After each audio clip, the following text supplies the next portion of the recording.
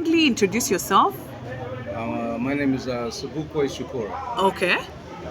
Subuko? Subukwe, Subukwe. like Mangaliso Subukwe, Okay. the freedom fighter from South Africa. Uh-huh. Uh-huh. So Kenyan born?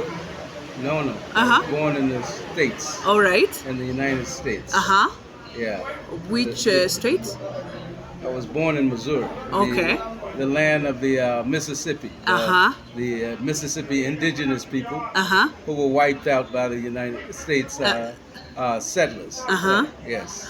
So, but you're in Kenya? Yes. Uh-huh. Yes, of course. Okay. Why did you choose Kenya? Well, it's probably more circumstance. I always wanted to come home to Africa because Home. obviously Uh-huh. those of us who people call African Americans Uh-huh. are really just Africans born in America. Yeah. And I can't claim America because America really belongs to the indigenous people. Just like in the North Highlands here in Kenya, Yeah. the Europeans came and stole much. I think here they stole something like 6 million. In the United States, for it to become established, it killed millions of indigenous people. And so I've never identified with the United States. And the only reason, of course, that we are there is because of the transatlantic slave trade. Most of us who were born in the U.S., who are descendants of Africans, are there only because we didn't make a choice. Not like some people who made a decision to move to the United States.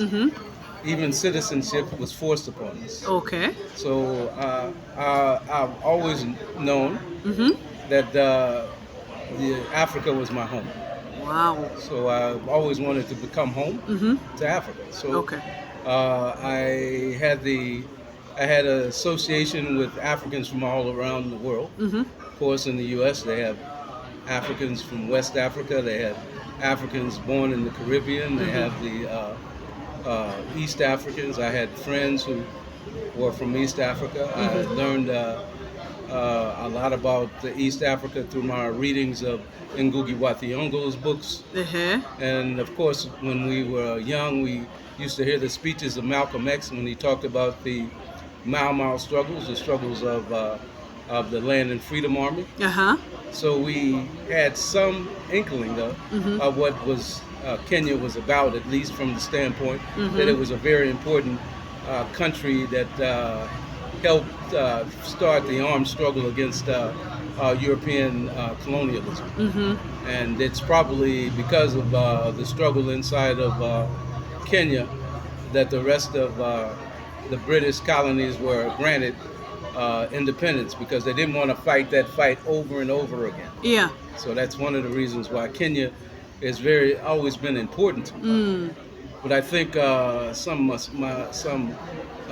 probably later, when I was almost ready to come to leave for Africa, I met and had a relationship with a Kenyan, and it's that probably made me visit Kenya a couple of times in 2016 and 2017, and it's then when I visited that I decided I could move in Kenya. Kenya could be okay. Okay. Yeah, for me.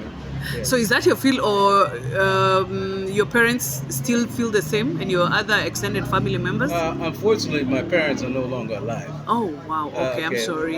No, it's okay. Uh-huh. I'm an older person. I'm almost 68 years old. You do not look like it. I'll be 68 in a Oh couple my more days. God. Yes. Wow.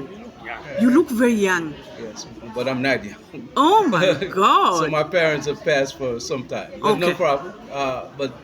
I think through my, I'm a Pan-Africanist. I believe in in the unity of Africa. I'm a follower of Kwame Nkrumah and those who believe in that the only way Africa is going to become a self-sufficient and be able to take care of all of its needs is if it unites and is able to protect its resources. Yeah. That's the only. So all my life I've done Pan-African since I was in my early 20s. I've done Pan-African work, and I've been organizing with Pan-African organizations. So, but I found Kenya to be, in many ways, very beautiful. Wow, it is a beautiful place. My friend has a Well, question. I want to reinforce what Chikapa just said. Because there was a video I saw him talking. I don't know what it is, but I did see it. And he was encouraging. He was telling people that Africa is not a jungle. Yeah. Africa, you need to come, like you're asking, oh, are you afraid to come? He was encouraging people, move, come to Africa. Yeah, this is where And you the belong. people who are stuck up there, Africans or Kenyans that are afraid to come back to home, Yeah. please come home. Because if somebody like him is in love, he understands, he loves Kenya, why is it people that are born here or whatever, they are afraid to come here? They are afraid. And he was telling them, please do come and visit Yeah. Africa or Kenya And find out. and find out. Oh, that's good. Do you have friends that want to join you here? Well, actually, most of my friends, many of my friends, many of my comrades, have already moved somewhere in Africa. I have friends who relocated from the U.S. to Guinea, Bissau, some in Ghana. I have some who are in Southern Africa. Some have lived in Zimbabwe. Some live in other places All in over in Africa. Africa. So it's not like I didn't know people who had already recommitted themselves to being at home in Africa. And I think some people might do it because it's just a personal fulfillment. Yeah. But for me, it's a part of a process of a political fulfillment. Okay. There's the only reason why Kenyans and other Africans leave their country to go to the U.S. Yeah.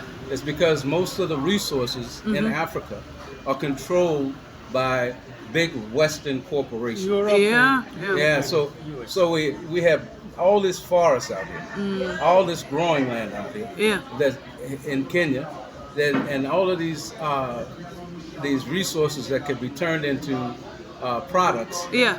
But it's not done. Africa is so under industrialized, Yeah. and so many people who get a degree, get an engineering degree, get a whatever kind of degree, they are usually looking for some work, and they leave the country. Yeah. And then those who are poorer, they end up being house help Yeah. in somewhere like Dubai. Yeah. And they're vulnerable Arab to countries. yeah, so they're vulnerable Yeah.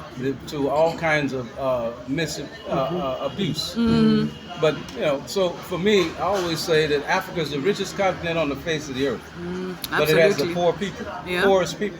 And I'm not talking about just in Africa, but everywhere you find African people, Yeah. the majority of us are on the lowest level of existence Yeah. in those places. Yeah. And it's only because of slavery and colonization. Yeah. If the secret to our advance, the secret to all Africans lies here in Africa. When Africa is organized and united, like it was when we were fighting colonialism, Yeah. we gave each other support. When South Africa was fighting, Yeah. when it was trying to liberate itself from the apartheid Apartheid. regime, Yes. they had bases right next door in Tanzania. Yeah. They had bases in other parts of Africa. They got support from Libya. They Yeah. got support from other African countries. Yeah. And when the countries were fighting against the Portuguese colonialism in Angola, Mozambique, Guinea-Bissau, Yeah. they were supported by Guinea-Conakry. And when Nkrumah was there, they were supported by Ghana. Yeah. So we understand that really the only way we can advance, I'm not talking about individually, Yeah. because individually we can tell you can go to any, you can go to different parts of Kenya and you can find people Yeah. living well. Yeah. You can find modern facilities. There's nothing lacking between where I lived in the United States and And where here. I lived here in Africa. But I must admit now, there, unfortunately, even in Kenya, Yeah. many people live poorly. Yeah. I'm saying the majority of people, unfortunately, Yeah. 60, probably 55% of the population live in what you call informal areas. Yeah. The so-called slums that some people call them. Now, that's unfortunate It is. because it's the same situation in the United States. Unfortunately, many Africans, people of African descent, live in slums, Yeah. live in ghettos. Yeah. You can go to like I said, any part of the world, and you can find us being the poorest people. But we don't have to be. Yeah. It's not necessary. Yeah. Again, we got all these resources. That's true. The only reason that we are suffering is because of the we're not organized the way we should be. Yeah. And, Yeah. and neo-colonialism. Yes. Yeah. Yes. Have you learned any language, Swahili or Kikuyu? Well, I know just enough Swahili to call it. I have tourist Swahili. I know Okay. how to ask for. I can go to a restaurant Nipe and ask maji? for yes, I can ask for maji. I can Yeah. do all of that. I can ask for chakula. I can do the things that are necessary for survival. If I'm lost, I can ask somebody where I'm going. Okay. And so I have a working knowledge of Swahili, but I can't use it in the sense to have this kind of conversation, a larger conversation, Yeah. where I'm talking about political ideas and principles. Yeah. So I have to rely, unfortunately, on the settlers and the colonizers' language, Yeah. English, unfortunately. Unfortunately. Yes. So what do you have to, what words would you tell somebody who is planning to come but they are afraid? They have this notion that Africa, you will be stabbed, the insecurity, poor living conditions and all that. Yeah. Well, What would you tell them? I would tell them this: there's nothing. If you come to Kenya, there's nothing you'll miss. You know, If you come from the United States or any other part of the where you live in the world, you won't miss it because what? Especially if you're of African descent. Yeah. Come on, if I go to a club in Kenya, Yeah. who dances like me? The Africans. Yep. Who sings the songs that I understand, the rhythms that I've been growing up with all my life? Us. Who eats like us? Who has the foods that I'm used to in Africa? Yeah. I mean, there's no. I'm saying the only thing that we have is to stop. What we need to do is to stop looking at the Tarzan movies Yeah. and the movies where the only thing that we see in Africa is not development, not the modern developments that is all around the world. Yeah. There's nowhere in the world really that you can't find a certain level of development. So that is foolishness to think that that Africa is any different. Many believe we live in trees. Yeah, well, that's only It's not part their of fault. ignorance. Ignorance is bliss. It's just like some Africans, when I talk to them, they want to know if I'm involved in drugs. Yeah. Yeah. It's the narrative. So who creates that narrative? Who makes the movies? Hollywood makes the movies that put Africans in the dump, and it makes the movies that put Africans selling drugs. Yeah. Although drug use in the United States is higher among A lot. Europeans. Gun control. I'm saying drug use is higher among Europeans. Yes. Now, if you go to a poor neighborhood in the United States, and the police stop everybody who comes through there, they'll find a certain amount of drugs. They will. But if you go to a college campus in the United States, and particularly one in a European neighborhood, Yeah. you'll find most of the drugs. Tons. You'll find all kinds of drugs. You'll Yeah. find drugs that the poor people can't afford. Yep. Me, when I was young, we used to go to the white college campuses to find drugs that we wanted to try. You know, like Because those are the places where the drugs really are. Mm-hmm. But the narrative becomes that black people are the ones who Do drugs. You do drugs. Yep. And on the lower level. yes. Yeah. Because I know like in Portland, prostitution, what you call the joints. People from Beaverton areas, Lake Oswego, rich area, white people, they go to Northeast Portland to find women, prostitution. But the best thing about you being here is that no one tells you about your color. Like that's big. Like were it not for your accent, no one would know. You know, and that's the beauty about it. Like you can live like a normal human being without everyone asking you, oh, what, where do you come from? That's why it feels so comfortable. Yeah. It feels comfortable to be at home. I've never admired people who find themselves more comfortable among other people. I'm Yeah. not saying it's anything wrong with any other people. Yeah. But if I'm of African descent, Yeah. and I only find comfort Yeah. in European settings, that means I have some kind of alienation from my own culture. That's true.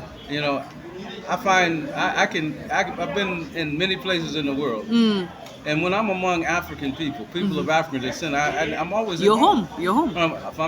I've been in the Caribbean. Yeah. I've been in Jamaica, Cuba. Uh-huh. I've been in Venezuela. I've been in Colombia. I've been in many places. Yeah.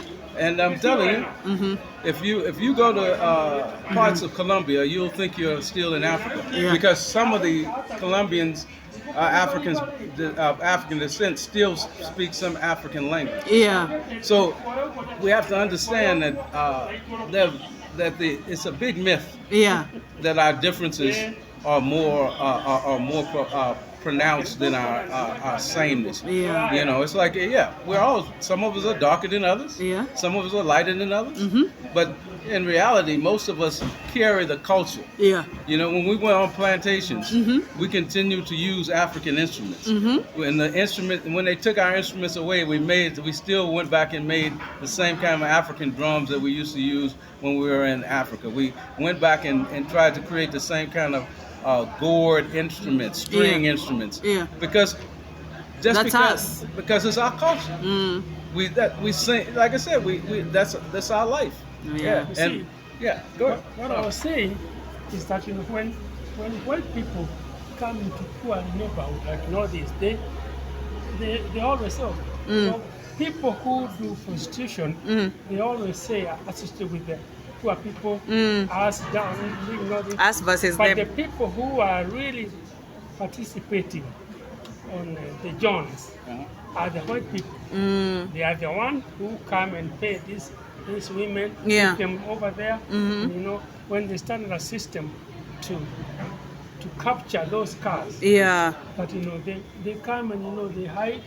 They take them over to their hills, but at the end of the day they come, they are doing all this, this. It is not. The prostitution and drug dealers are white people. People who do drugs are nobody. They are people who on the street. Yeah. But the people who owns the barons, you know who they are. Yeah. Now, what is your final take about Kenya in general? Like, what stands out apart from you being home and people accommodating you? You say that we are happy people. The energy is right. We have better food, of course. Sometimes we have better housing, it depends on where you're looking at the houses or where you live in Africa, in any part of Africa, because they're wealthy people Yeah, On of the other course. hand, they are, very poor people. So what stands out on your final take? My final take is that what stands out is the promise. And the fact that I think that whenever we anywhere in the world as Africans, Yeah. if we have something to offer, if we should be using it to better the lives of African people. Yeah. So here in Kenya, I'd like to certainly contribute to people knowing about Africans that in where I come from and where I was born in the U.S.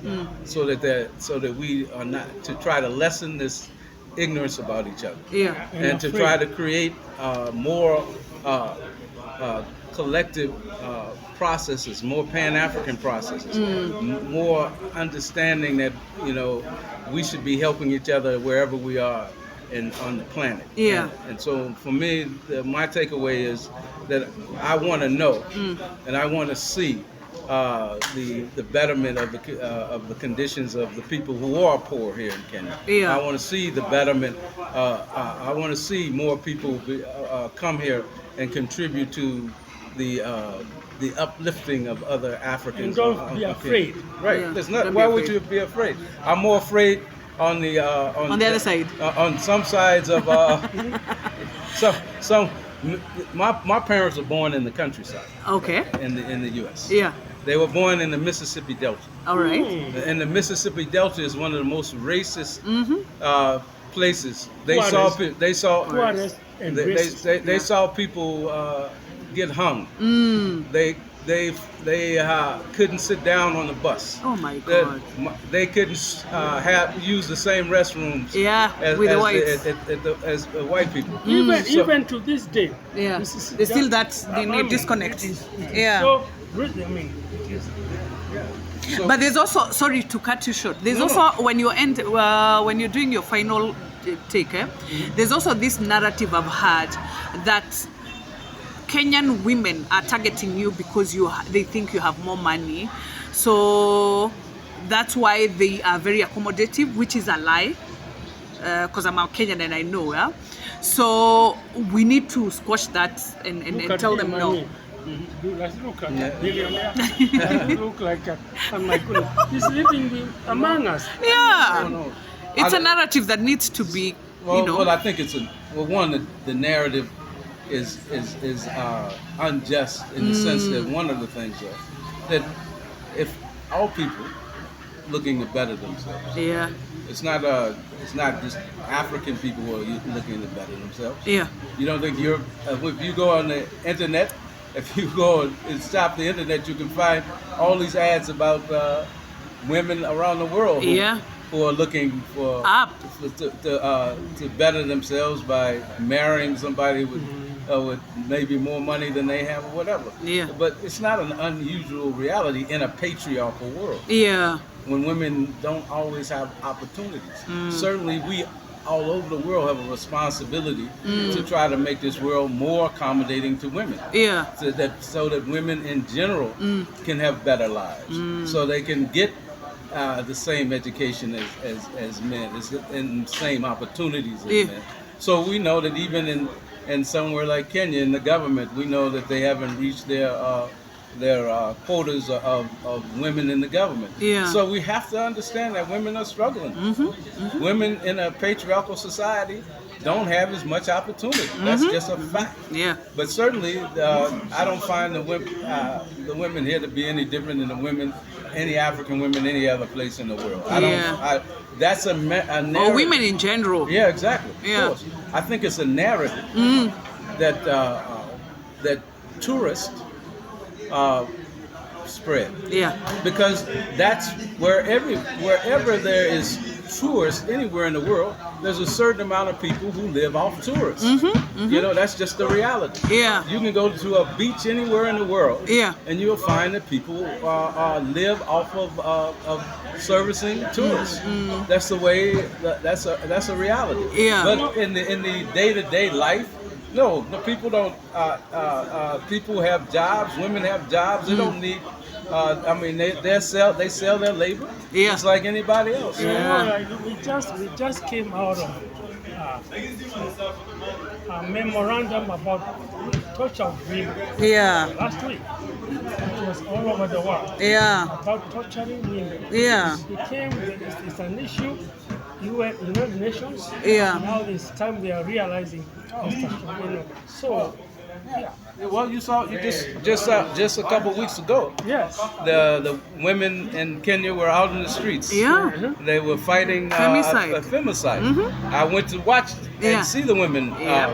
fight for it. femicides. So women are standing up for themselves. Yeah. They're fighting the patriarchal norms in their society. Yeah. There's certainly these women are standing up for themselves Yeah. brilliantly. Yeah. Beautifully, and they're not looking for and these women are not looking Sympathy. for sympathy from men or men to take care of. Now, they allow us to walk along with them, Yeah. but they want us to know that this is their march, That's true. and they're You know- struggling against this for me, on I- their own volition. Yeah, and yeah. they're not looking for men to save them. Yeah. They're going to save themselves.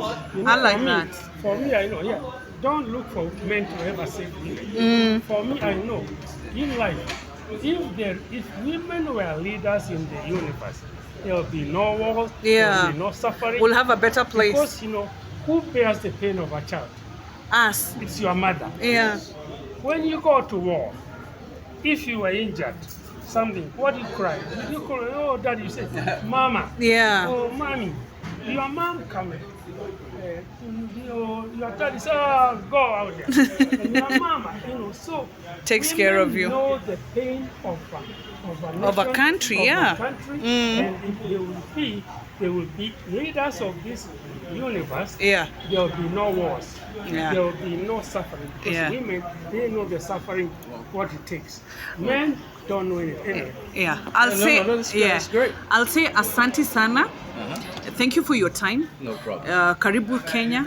This is home, and I hope and pray that whoever was in doubt or had not made up their mind will pack their bags and just come home. Yeah. As guys, we are very accommodative, and I mean, we are family, more than anything. So asante sana again. Yeah. I thank you again. And just saying, and just one last thing. It's changing.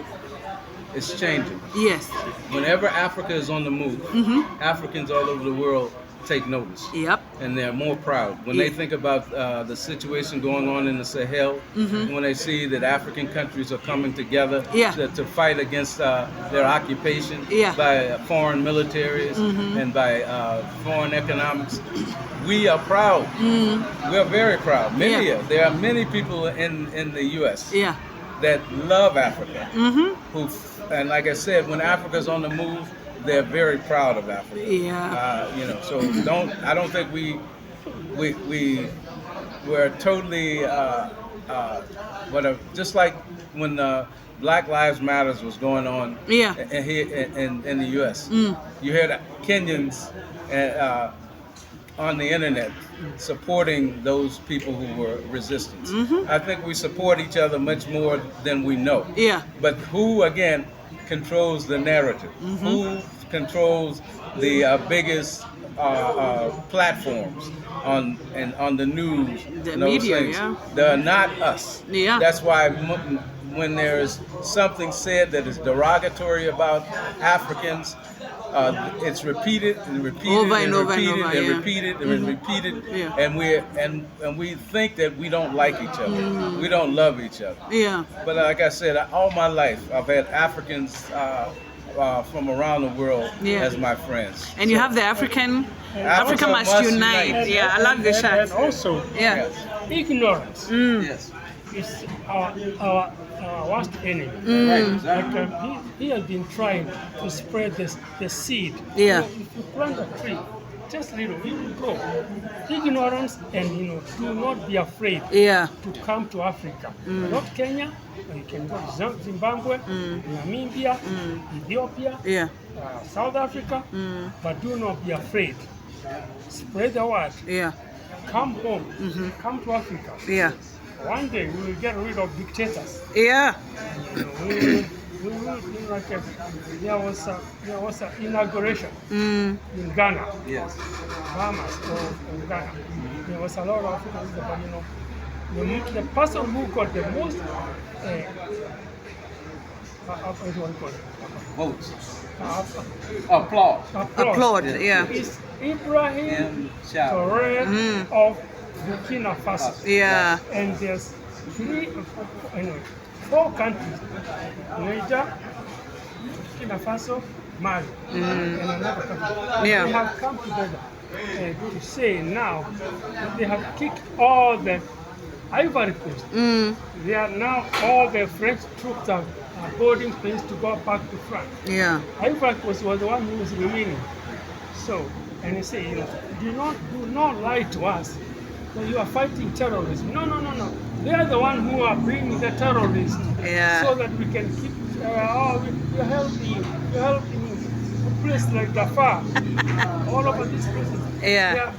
They are telling, we are, we have to stay here because we are fighting terrorism for you. Since Burkina Faso took over, they haven't had a terrorism again. Yeah. Asante sana. Thank you very much. You said what? Yeah. You see,